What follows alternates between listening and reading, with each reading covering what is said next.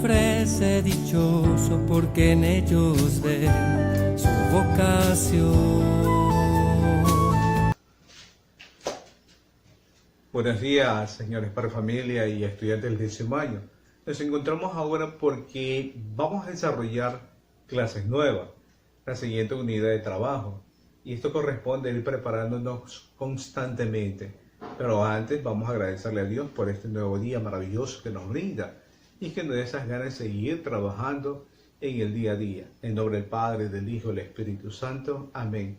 Y que nuestra Madre, la Virgen María, nos siga acompañando en en nuestro caminar que vamos realizando el día a día. Bien, entonces hoy, martes 11 de agosto del 2020, ya tenemos el tema, tengo aquí el tema específico, la posguerra. Muchos días deben de ir cuestionándose por qué la posguerra, de dónde surge este nombre. Esto más bien viene después de la Segunda Guerra Mundial, que fue en el año 1945, por ahí cuando ya finalizaba todo esto, pero surgen varios puntos que vamos a recapitular en ese proceso de aprendizaje.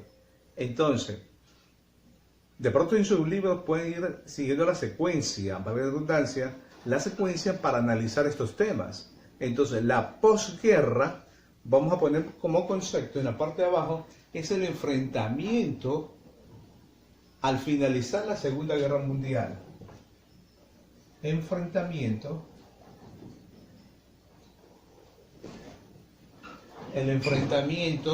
al finalizar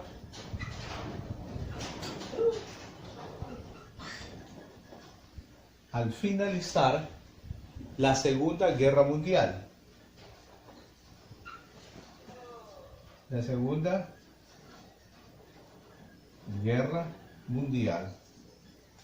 ¿Esto en qué año fue? Este año fue en 1945, donde finaliza, pero a partir de estos enfrentamientos de varios países, que la mayor parte estaban aliados y al final fueron dividiéndose. En esta división corresponde de que cada uno vamos a conocer su historia y por qué un país después de esto creció económicamente, de la manera como modificó su sociedad, la cultura, su parte económica cómo creció y la vida política, qué es lo que generó. Entonces, vamos a ver el primer punto, que sería la República Popular China. Y hay un personaje muy conocido, la República Popular China. Ponen en su cuaderno la República Popular China. Aquí en esta República Popular China, conocida así, tenía un líder muy carismático, muy personal con la comunidad, con la sociedad misma. Y ese personaje fue un líder, Mao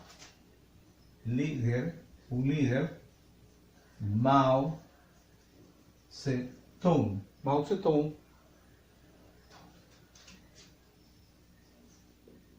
de la cual convirtió algo muy importante en la sociedad china, lo que transformó sobre todo la mentalidad de los chinos, también generar ellos mismos varios emprendimientos, también crecer como persona. Entonces modificó la misma sociedad. A la misma sociedad le dio nuevos pensamientos, nuevos caracteres para poder producir. En la parte económica también, en la parte política también hubo cambios. En la parte política, en la parte cultural también. Entonces nos damos cuenta de que China creció pero también ese cambio político que les dio este personaje, Mao Zedong, de la cual también hubo una gran crisis. Después cuando se debilitó este líder. Entonces podemos marcar aquí un lado positivo y un lado negativo. Después cuando se debilita, obviamente ya por la salud, ya una persona ya avanzada, pero en sí, ¿qué es lo que fue la parte contraria de lo positivo que generó este cambio en la República Popular China? Pero en la parte negativa en China fue la destrucción más aún de la vida tradicional. Entonces, parte negativa, destrucción. En la parte de la destrucción del modo de vida tradicional, hablando así de esta manera, del modo tradicional,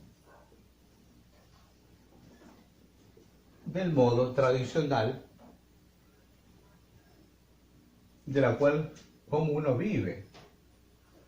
Entonces, eso fue uno de los puntos. Pero también China sufrió una gran crisis del hambre, obviamente de una epidemia de que azotó esa comunidad china en el año 1959, si no me equivoco. Entonces, China sufre una crisis,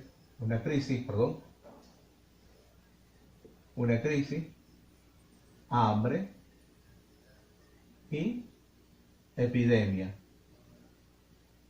Entonces, están los dos lados, los dos contrastes. Entonces, vamos a constatar de que en la parte positiva hubo ese gran cambio con un gran líder, tanto y repercutió en el país. Pero cuando fue ya debilitándose este personaje líder, Mao Zedong, comenzó a decaer ya la República Popular China en el año 1959, perdón.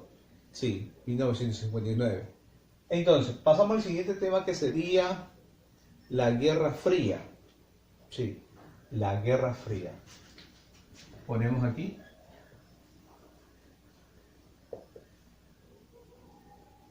La Guerra Fría. ¿Qué es esto de la Guerra Fría? Aquí yo le decía que existía dos potencias. Esas potencias eran Estados Unidos y la Unión Revolucionaria Soviética social, de los rusos. Obviamente esta parte repercutió más porque estaban aliados, eran potencia y generaban obviamente cosas buenas en sus gobiernos. Pero hubo un conflicto entre estos dos superpotencias, Estados Unidos y Rusia. Obviamente Estados Unidos era más estratégico, Rusia era más en la parte que iba más allá, pero Estados Unidos, hasta la actualidad, Estados Unidos hace cosas que a veces otros países quieren saber más allá. ¿Por qué se va metiéndose en la vida política? ¿Por qué toma temas de interés sobre todo? Estados Unidos sobre todo fue que afectó ese conflicto cuando crea una red de espionaje. Y una de las redes de espionaje que todavía sigue una, que es la CIA, es de la inteligencia americana, que tiene que ver. Y la otra, la KGB, todo lo relacionado de secuestros, de asesinatos, en fin, todo eso tiene que ver. Entonces, en la actualidad solo existe la CIA. Entonces, esto corresponde que estos conflictos llevó de que uno tenía que buscar un sentido de espionaje. ¿Qué hacía tal país? En qué podían generar cambios? En fin. Entonces, la red de espionaje fue por parte de Estados Unidos y eso no agradó a la parte de Rusia. Obviamente también va a haber una división. Vamos completando este cuadro en la Guerra Fría. Entonces, las dos potencias, ¿cuál era el que comuniqué? Una de esas primeras potencias era Estados Unidos.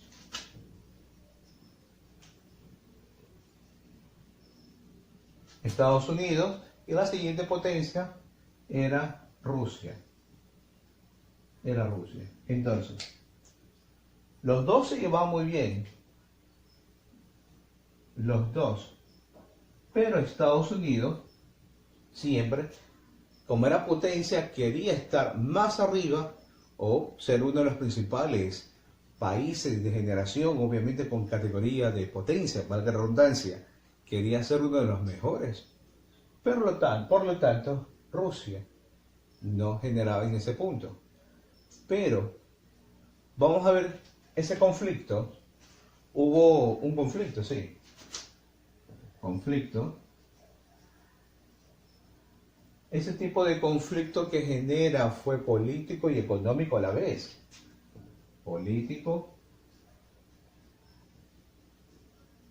y económico. ¿Por qué yo digo político y económico? Porque Estados Unidos siempre políticamente generaba todo tipo de información. Y en lo económico,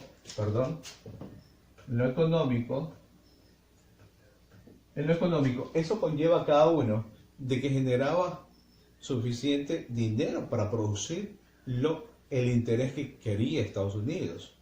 Por lo tanto, ese fue el conflicto que generó entonces en estas dos potencias, la que conlleva entonces a la red de espionaje.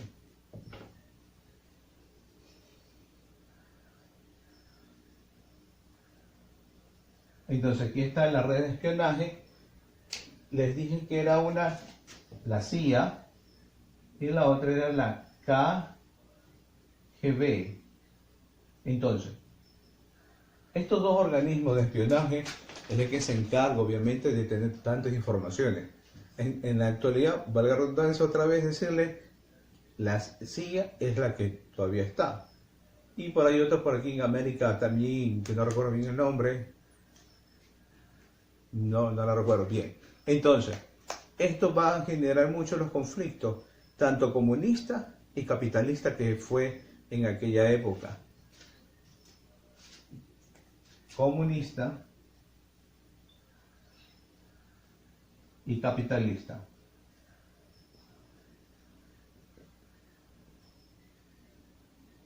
Capitalista.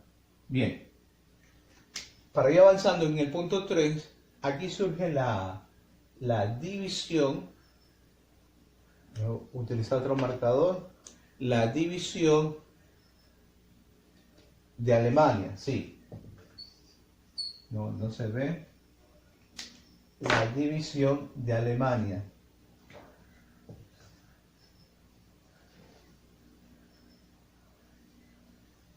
¿Por qué surge esta división? ¿Por qué Alemania se aísla? ¿Por qué Alemania tiene esa desconfianza? Es porque ve la tensión que va generando estas dos potencias. Entonces, desde ahí surge una desconfianza internacional. Primer punto. Marquemos ahí.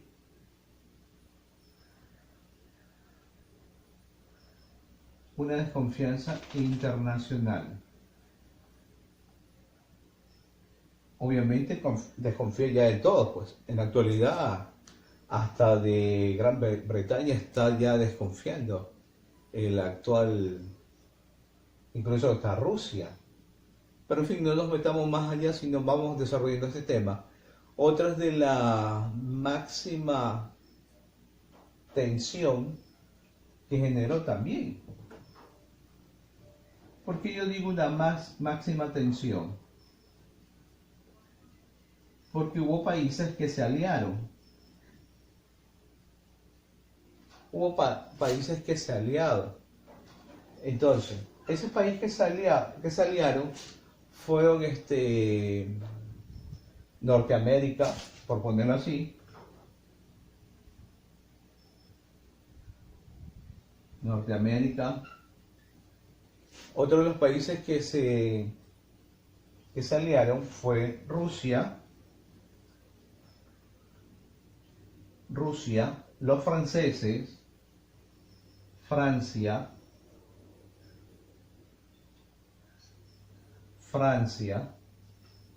perdón, déjenme borrar esto,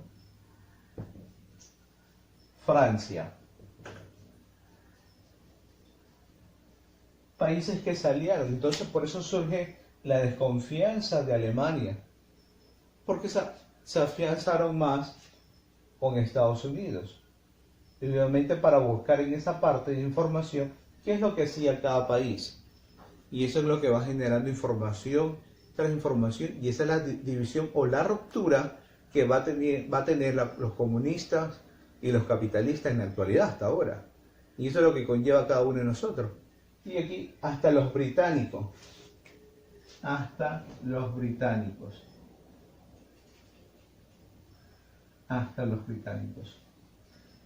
Muy bien, entonces, este esquema puede ir también al cuaderno de estudios sociales, pueden marcarlo, estudiantes de 10º año, graficarlo, puede ser en forma horizontal, vertical, de acuerdo al gusto que deseen ustedes. Las actividades estarán en el folleto para poder realizar, que se les va a enviar. Ya los deben de tener, ya había algunos.